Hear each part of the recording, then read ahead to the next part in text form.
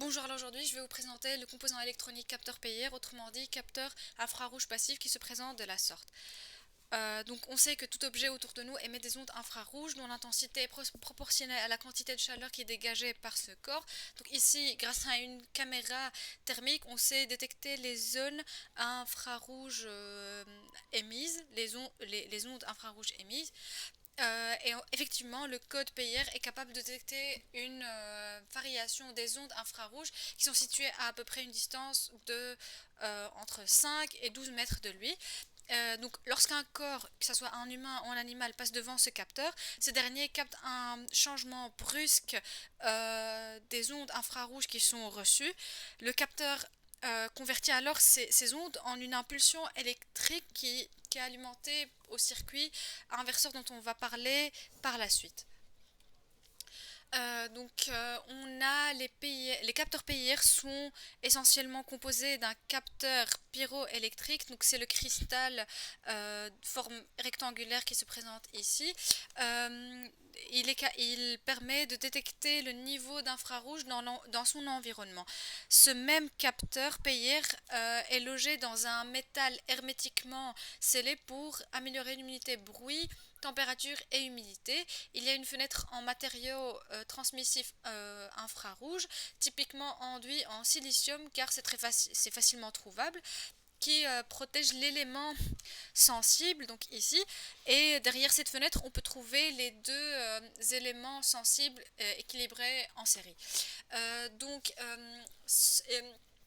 ce PIR abrite deux éléments pyroélectriques qui sont capables de détecter les mouvements des objets grâce aux ondes infrarouges. Leur fonctionnement se base sur le principe que si le premier élément ou le premier cristal pyroélectrique détecte un mouvement, détecte des ondes infrarouges, que ce soit en incrément ou en décrément, par rapport à l'autre cristal sensible, alors un signal de sortie est déclenché. Et normalement, on peut trouver une structure en plastique en forme de dôme qu'on voit ici ci-contre, qui vient se placer au-dessus de cet élément pyroélectrique et qui agit comme une lentille Fresnel permettant de focaliser la lumière infrarouge sur le capteur. Autrement dit, ça permet d'élargir son champ de détection ou la plage de détection du capteur PIR. Donc le fonctionnement de détection du capteur est basé sur la caractéristique qui est responsable de la modification de la polarisation de son matériau suite au changement de température. Ces capteurs utilisent deux éléments pyroélectriques qui donc génère une détection en deux étapes qui, elle, assure une détection infaillible en annulant toutes les variations de température indésirables au niveau des interférences électromagnétiques éventuelles. Ce processus améliore nettement la sensibilité globale du capteur et de détecter les signaux uniquement à partir de la présence humaine ou animale éventuelle. Donc, comme on peut le voir dans la graphique ci-contre, on a, vu que le capteur est un capteur numérique, et si un mouvement est détecté, alors le signal de sortie est au niveau haut, donc est à logique 1. Et si aucun mouvement n'est détecté, le signal de sortie est au niveau bas, donc est à logique 0. Donc,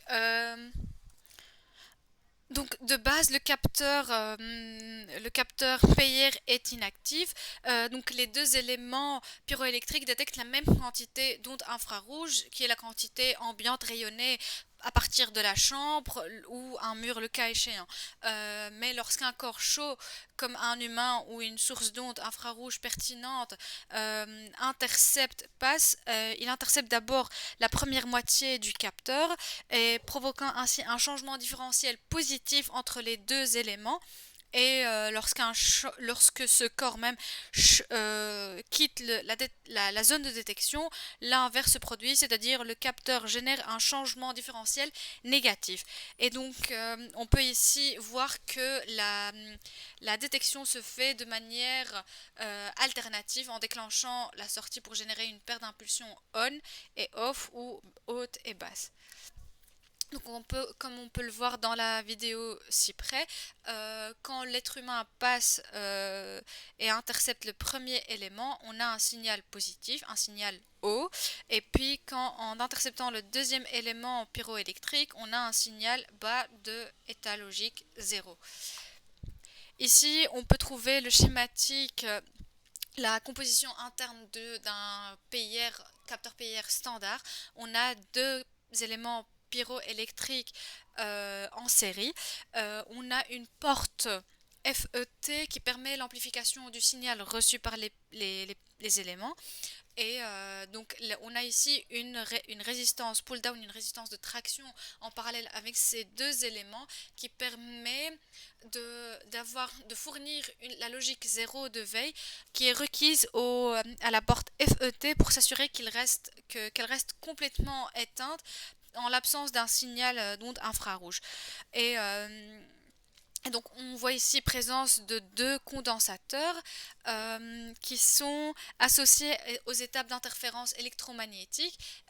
Ils permettent surtout la filtration, une filtration supplémentaire au processus, donnant ainsi un ensemble propre d'impulsions en broche de sortie. Donc ici on a une vue transversale du capteur avec la lentille Fresnel, on a l'élément électrique, on a la porte FET qui amplifie le signal et on a le comparateur qui permet de comparer les deux éléments, les signaux de deux éléments et le donne en sortie, donne la réponse en sortie.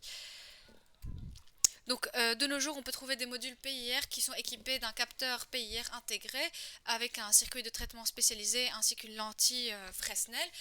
Ça permet d'améliorer les performances du PIR, du capteur des modules PIR et d'obtenir un signal de sortie optimisé et amplifié au module, à partir du module.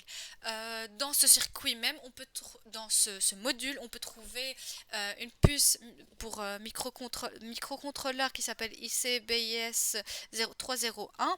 C'est une puce conçue pour les applications de détection de mouvement. On peut trouver aussi deux boutons, l'un permettant de régler la sensibilité du module et l'autre régler la durée pendant laquelle la sortie doit rester élevée après le déclenchement du module. Donc ici on a la carte PCB, on peut voir ici la puce dont on a parlé, qui est une puce qui prend la sortie du capteur et effectue un traitement mineur pour émettre une impulsion numérique, de sortie numérique à partir d'un capteur analogique. Donc en soi elle transforme une information analogique en une autre numérique. Donc on peut trouver ici des jumpers pour le déclenchement. Ici on peut trouver le bouton pour le réglage du temps et un bouton pour les réglages de la sensibilité. Et ici on peut trouver les trois pins de branchement. On peut trouver deux modes de déclenchement dans ce capteur PIR. Le premier est un mode déclencheur simple ou dit aussi non répétitif qui, par exemple, si on met en minuterie, si le bouton de minuterie est réglé pendant 5 secondes et qu'un humain est détecté dans la plage, alors la sortie, le signal de sortie devient haut pendant 5 secondes et puis redevient bas. Alors que si on est en mode déclenchement répété, repeat trigger mode, si un être humain est détecté, la minuterie compte pendant 5 secondes.